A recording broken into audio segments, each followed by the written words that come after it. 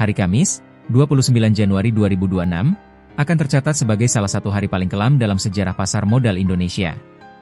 Indeks harga saham gabungan, IHSG, mengalami tekanan hebat dan ditutup anjlok hingga ke kisaran level 7.700, setelah sebelumnya sempat bertahan di area 9.000. Penurunan tajam ini setara dengan koreksi lebih dari 13% dalam waktu relatif singkat, memicu kekhawatiran luas di kalangan pelaku pasar, investor retail, hingga pemangku kebijakan. Koreksi IHSG tidak sekadar mencerminkan fluktuasi angka di layar perdagangan. Penurunan tersebut berdampak langsung pada nilai kapitalisasi pasar yang menyusut signifikan, dengan estimasi nilai aset yang tergerus mencapai ribuan triliun rupiah. Kondisi ini memicu pertanyaan besar, apakah kejatuhan pasar saham ini murni akibat dinamika ekonomi global, atau mencerminkan persoalan struktural yang telah lama mengendap di dalam negeri? Tekanan terhadap pasar saham Indonesia sejatinya bukan tanpa peringatan. Sejak sepanjang 2025, sejumlah analis dan pelaku industri telah mengingatkan adanya kombinasi risiko global dan domestik yang berpotensi menekan pasar. Dari sisi global, ketegangan geopolitik yang berkepanjangan di Timur Tengah, konflik Rusia-Ukraina yang belum mereda, serta ketidakpastian kebijakan moneter negara maju telah menciptakan volatilitas tinggi di pasar keuangan dunia. Lonjakan harga energi dan tekanan inflasi global turut mempersempit ruang gerak bank sentral di berbagai negara.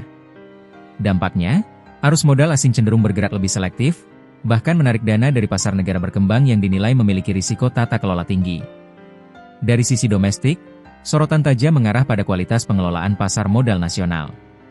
Sejumlah saham berkapitalisasi besar tercatat mengalami koreksi dalam, termasuk emiten yang tergabung dalam indeks global seperti MSCI. Penurunan ini memperbesar kekhawatiran bahwa Indonesia berpotensi kehilangan daya tariknya di mata investor institusional internasional. Salah satu isu yang kerap disorot oleh lembaga pemeringkat dan investor global adalah masalah free float, yakni porsi saham yang benar-benar beredar di publik. Struktur kepemilikan yang dinilai kurang transparan, serta konsentrasi saham pada kelompok tertentu, menjadi perhatian serius karena dapat meningkatkan risiko manipulasi harga dan menurunkan likuiditas pasar. Kekhawatiran tersebut memunculkan kembali isu yang sensitif, yakni potensi penurunan status Indonesia dari kategori emerging market menjadi frontier market. Jika skenario ini terjadi, dampaknya tidak hanya bersifat simbolik, tetapi juga sangat nyata.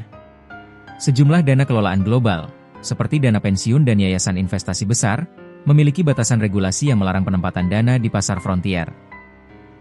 Berbagai estimasi menyebutkan, potensi arus dana asing yang keluar dari Indonesia akibat penurunan status tersebut dapat mencapai miliaran dolar AS. Kehilangan aliran dana ini berisiko menekan nilai tukar rupiah, meningkatkan biaya pendanaan, serta memperlambat pertumbuhan ekonomi nasional yang tengah ditargetkan berada di kisaran tinggi dalam beberapa tahun ke depan. Otoritas pasar modal dan pemerintah pun didesak untuk segera mengambil langkah korektif. Reformasi tata kelola, peningkatan transparansi emiten, serta penguatan pengawasan terhadap proses penawaran umum perdana, IPO, menjadi agenda mendesak. Pasar membutuhkan sinyal kuat bahwa regulator hadir sebagai wasit yang tegas dan independen.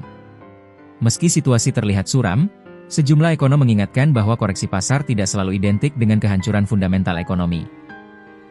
Banyak perusahaan besar nasional, termasuk di sektor perbankan, pertambangan, dan konsumsi, dinilai masih memiliki kinerja operasional yang solid.